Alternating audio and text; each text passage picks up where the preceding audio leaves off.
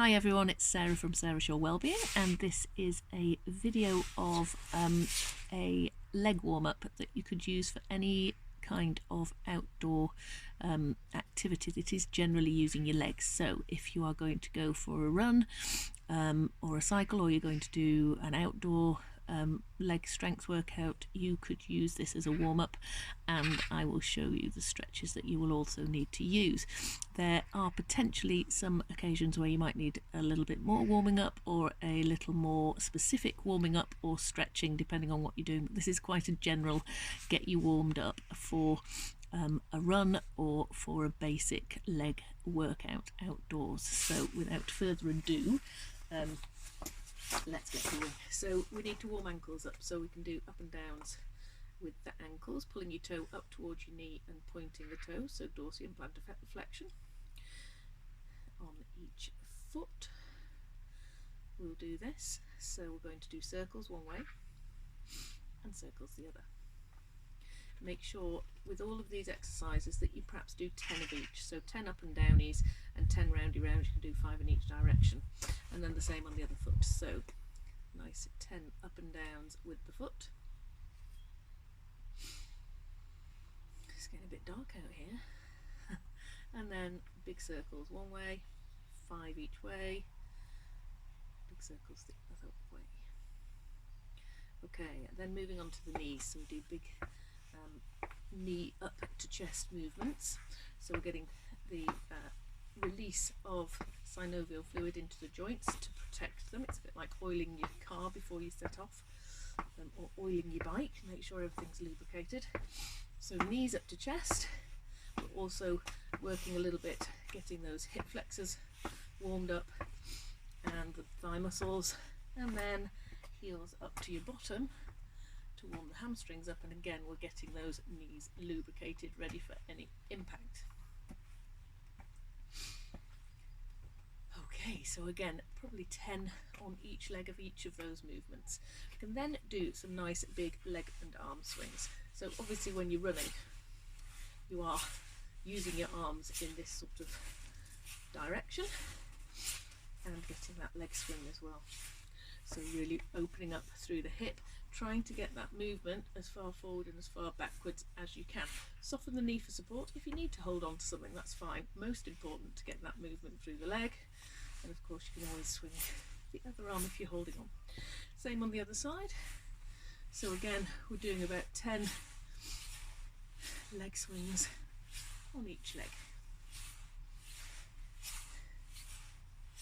We're then going to start with a few squats, but they're going to be little ones to start with. So you're keeping the weight distributed evenly between the balls of your feet and your heel, and you're just taking a little squat down. We're not going too low to start with because it is just the warm-up, but with each one just take that bottom a little bit lower, so maintaining a nice strong core, so you're drawing in through tummy and you're lifting through pelvic floor, and trying not to sort of roll forward with the shoulders here, chest coming to your thighs.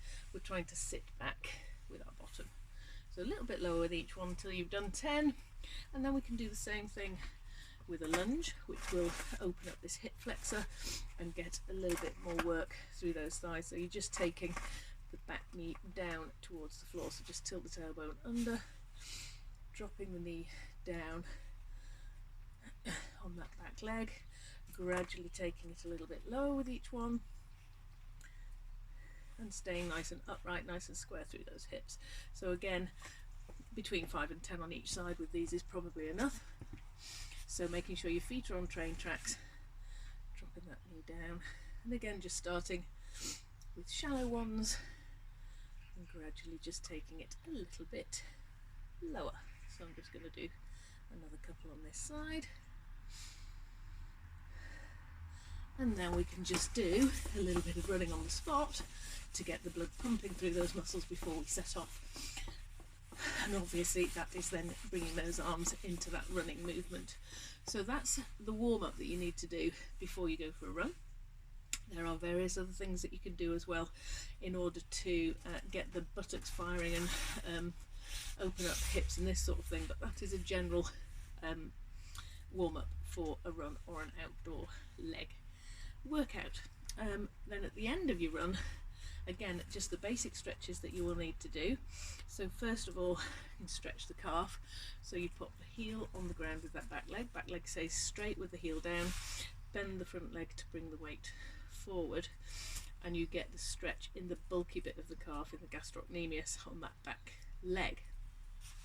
I'm going to show you two calf stretches, particularly important if you're doing a lot of running on hills, because the calves get a lot of work, but quite important anyway if you don't want to get any calf or Achilles issues with running. So making sure you're stretching everything off. The general rule for stretching, or basic rule for stretching, is to hold things for 20 seconds. It isn't enough really, so just stretching a little bit longer there. I would say a minimum of 30 seconds on each of these stretches. Then bring the foot in so that you've got one foot just behind the other, sink down vertically, and then move your weight forward, again keeping that back heel down on the ground, and you'll find that the stretch moves closer into that Achilles tendon area, so we're stretching the lower part of the calf muscle. Dogs aren't being very convenient today, keep walking past just at the wrong moment. So you would then repeat that stretch on the other, both of those stretches on the other leg. So heel down, leg straight, and bend the front leg to get the stretch on the back. Gastrocnemius, bulky bit of the calf just below the back of the knee, and then bring the foot in, sink down, weight moving forwards, keeping the heel down again on that back foot to bring the stretch closer down towards your heel, so the lower bit of the Achilles, lower bit of the calf. Okay, we're going to stay at the back, on the back of the legs, stretch the hamstring, so put the heel on the floor in front, bend the back knee, take the chest towards your thigh, and you're pushing your tailbone up towards the sky behind you to feel the stretch down the back of the leg here. You can adjust the position of your toe here to feel it differently, so depending on where you feel the stretch, just play with it a little bit to see what works for you. And if you're quite flexible, you may have your leg completely straight here to get that stretch, but that might be too much for you if you're quite tight in the hamstrings, as I am. Dog walks past again. Very real, these videos.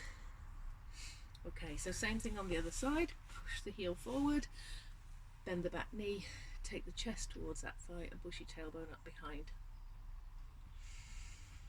Remember, when you're stretching, nice deep breaths into the belly using the diaphragm, and out through the mouth, long and slow, and that will relax the muscles. You'll get a better stretch. Okay, we can then do glutes. If you need to hold on to something, you can. Cross one foot across the other knee, keep the knee wide, sink down. This time you're taking your bottom back and out behind you. And you're getting a nice stretch through this buttock.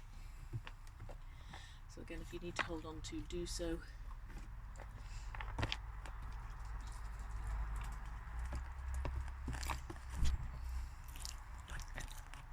Same thing on the other side. Dog's just moved the camera, but quite cunningly she's moved it over in this direction, because I'm going to show a different way to do that glute stretch on the other side.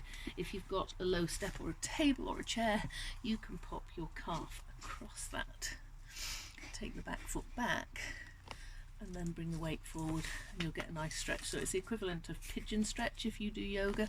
Move, dogs, you're not being helpful. Move, go on. So it's like pigeon stretch, but on a step.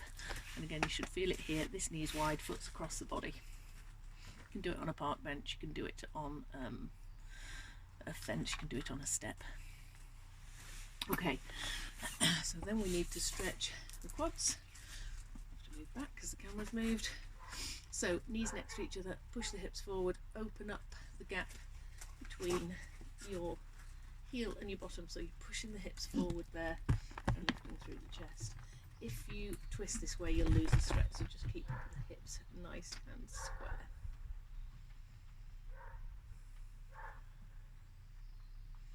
So try not to bring the foot into the bottom. What tends to happen then is the knee comes forward for one thing, but also if it doesn't, you're tending to open up the knee joint here.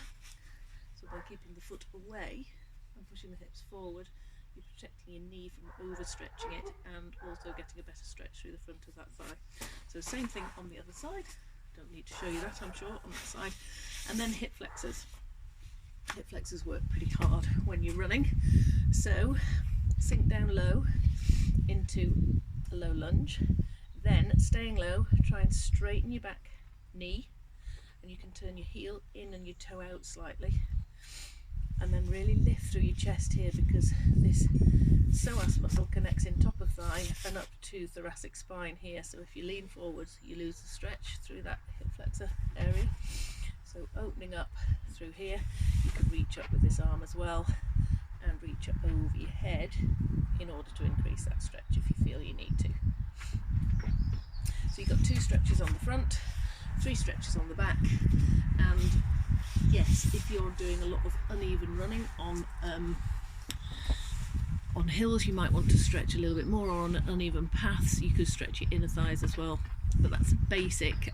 I would say those are the basic 5 stretches that you would need to do if you're going out. If you want an inner thigh stretch, you can take a nice wide stance. You can lean forward over onto a bench and then bend one knee, keeping your hips square, and just drop that, and you should feel that through the inner thigh on that side.